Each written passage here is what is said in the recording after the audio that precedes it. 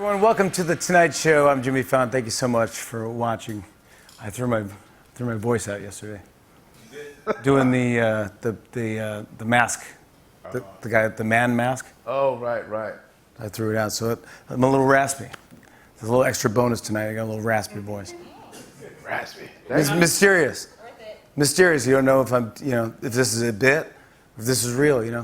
I kind of like it. I might want to keep it. I'm talking to a couple of vocal coaches.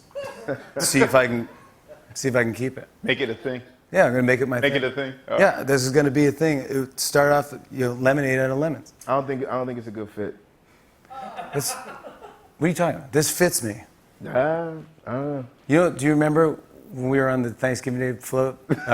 No, not that story. Oh, okay. The other story. No. Okay. Not Richard Simmons. That was great. But no, this is when we were on the float and I was up. I forget what we were on, some giant something. And I was screaming. I was so excited. It was the first time we were. Oh, yeah. And I was like, Happy Thanksgiving, Happy Thanksgiving. I was yelling, and you go, dude, save your instrument. Yeah, you lost your voice like 3 blocks into like an 80 block parade. I was so excited, man. I was like, I've never been on a float. I was yelling at everybody, yelling back, I love you too, Happy Thanksgiving. And then, I lost it. Yeah, save your instrument. Yeah, man. Wow, I wrote that in my diary then. Anyways, we're back, everybody, and thanks so much again for watching last night. It's episode 2 of the in-studio shows, and it feels good to be back here. So let's get to some jokes. Well, guys, as cases of coronavirus continue to surge across the country, President Trump has made a decision regarding next month's Republican National Convention. The Republican National Convention, which is set to take place in Jacksonville 6 weeks from now, we're told now by Republicans familiar with the planning, a lot of that may be moving outdoors. Yeah, the president is now holding a 3-day outdoor event in Florida in August. It'll be worth watching just to see Trump lap up glasses of water like a thirsty golden retriever. Man, poor Mike Pence is going to be sweating like he's sitting through a drag race marathon. Yeah, Trump decided to move the convention outside after meeting with his most trusted advisors, Chuck Woolery and the MyPillow guy. Well, guys, as you've probably heard, the Trump family has been in a legal battle with the president's niece for weeks now over the release of her tell-all book. Let's see how that turned out.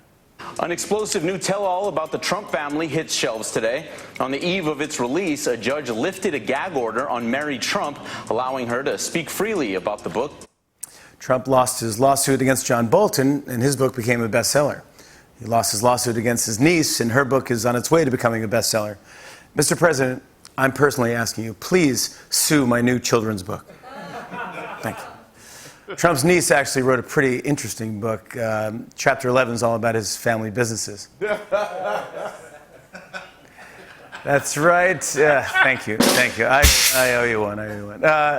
That's right. There's a new tell-all book, and there's a lot of pretty big claims. One of them is that Trump regifted a basket of food to his niece for Christmas.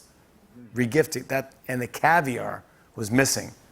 Here to talk about it is the one guy who changed his mind on Trump because of this. Well, hey there, Jimmy. Thank you so much for being here, sir. So I hear that you've been a diehard Trump supporter for years, and after this gift basket thing, you had a change of heart? Well, that's right. Before, when I thought about Trump, I was like, yes. But now, after this gift basket thing, I'm like, oh, Really? This? I know a bombshell when I hear one, Jimmy. And Caviar Gate, I mean, just slap me on the ass and rewrite the history books. Whew. Oh, come on. I mean, party foul. When it comes to gifts, baskets, and fish eggs, I want to be on the right side of history. Well, now look, I got to say, I'm surprised that this tipped it over for you.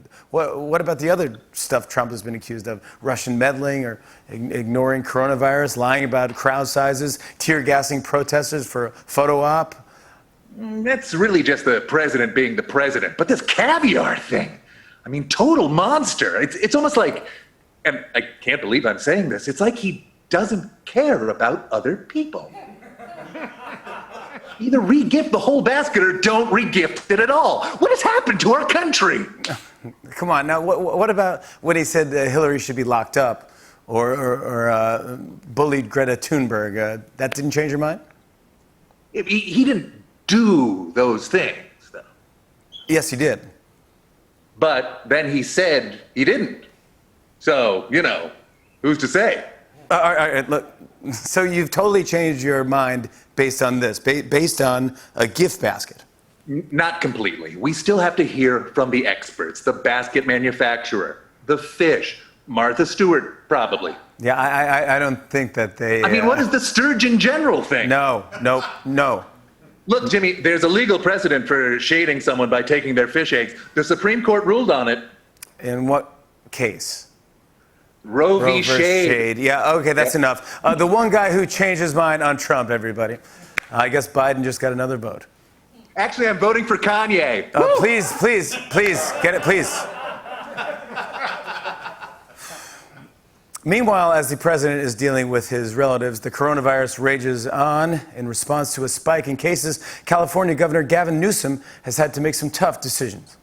This morning, as California sees a surge in coronavirus cases, the nation's largest state rolling back its reopening.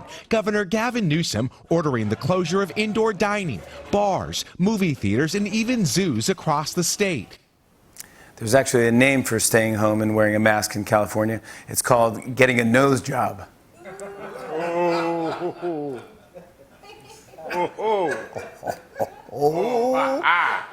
Oh yeah. There? Me? Went there. Yeah. That's right. Bars and zoos are also closed. It's a real bummer if your favorite activity is to get drunk and then go yell at some penguins.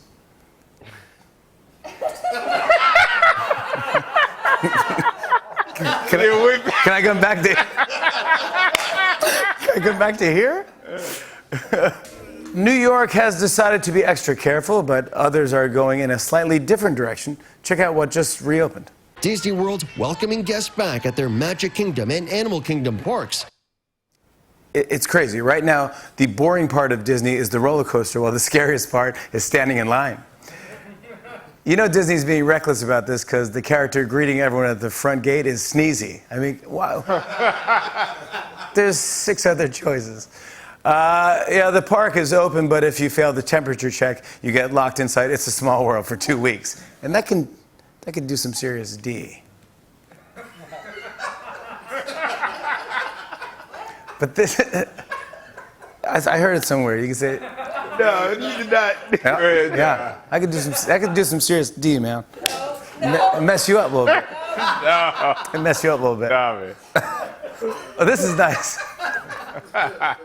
This is nice. So for $20, they'll sell you a picture of the exact moment that you get the virus. Isn't that cool?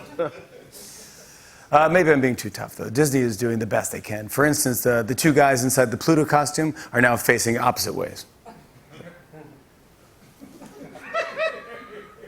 Disney World has decided to reopen, while other places are being a little more cautious. KFC is reportedly shutting dining rooms at its company-owned restaurants in Florida. The company has also told franchise owners to consider doing the same in COVID-19 hotspots, including Arizona, California, Florida, and Texas. Yeah. KFC wants everyone to stay healthy while they eat a bucket of fried chicken and a big gulp of gravy. KFC is actually a good choice during the pandemic because when you're done with your meal, you can turn your empty bucket into a face shield. And it's not just KFC that's taking precautions. Today, White Castle announced...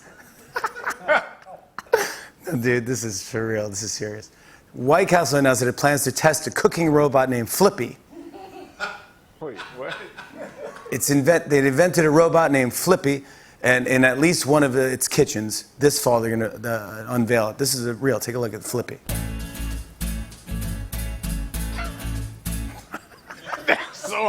Dude, that is the last thing you want to see when you're stoned and go to White Castle. A robot arm wearing a shirt flipping burgers. What? After one shift, Flippy was like, I should have stayed in school. My brother is an MRI machine. And finally, everybody, our country is still in the middle of a pandemic. And yesterday, Education Secretary Betsy DeVos defended the administration's push to reopen schools this fall. Even though many parents disagree, some think it's possible if kids wear masks. It's a complicated situation. So we have PTA president and mom of four, Deb Brown, here to help break it down. Deb? Oh, hi, Jimmy. You actually caught us during a brief park break. That's great. Well, why don't you tell us a little bit about why you think kids should go back to school?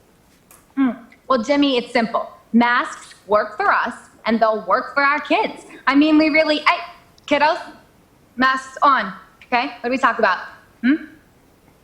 We just really need to teach them that it's our new normal. Yeah, but don't you think that it'll be difficult for teachers to navigate on top of everything else? I mean, 7th grade algebra is hard to navigate, Jimmy. This is something teachers, honey, it goes around your nose and your mouth, not your nose and your eyes. You don't breathe with your eyes, use your brain, think. That teachers won't have to worry about because it'll be natural. Yeah, but some people think it might be distracting. Distracting, Jimmy. We've got cell phones, iPads, smartboards. Johnny, if you snap his elastic one more time, no TV, and I swear to God, this time I will do it. It won't be any more distracting. Smart boards. But you don't think we're making a hard situation even more difficult? I mean, I think it's already hard for all of us. And how are they both wet? How are the brand new masks I just gave you both absolutely sopping wet, huh? I mean, we all have to be flexible. Do you think it's something kids will even be able to do? Jimmy, our kids can do anything. You can't paint it. Well, if you paint it, then you can't breathe. That defeats the purpose of the mask. Give me the paintbrush. No, do not put the paintbrush in your mouth. You take it out. No, stop painting your brother. Do not paint him. Do not paint him. Wow. Our kids can do anything they put their minds to. Yeah, okay, sure, but... Hey, get the slug in Jason's back. Who put the slugs in Jason's back? Okay. No, Jason put the slugs in his own mask? Hey, sorry. Stop feeding the slugs. Hey, Is this a bad time? If this is a bad stop time... feeding the slugs to your brother, Johnny. No, Okay, stop. PTA President Deb Brown, everybody. We have a great show for you tonight. On and on and on. I said, and it's on and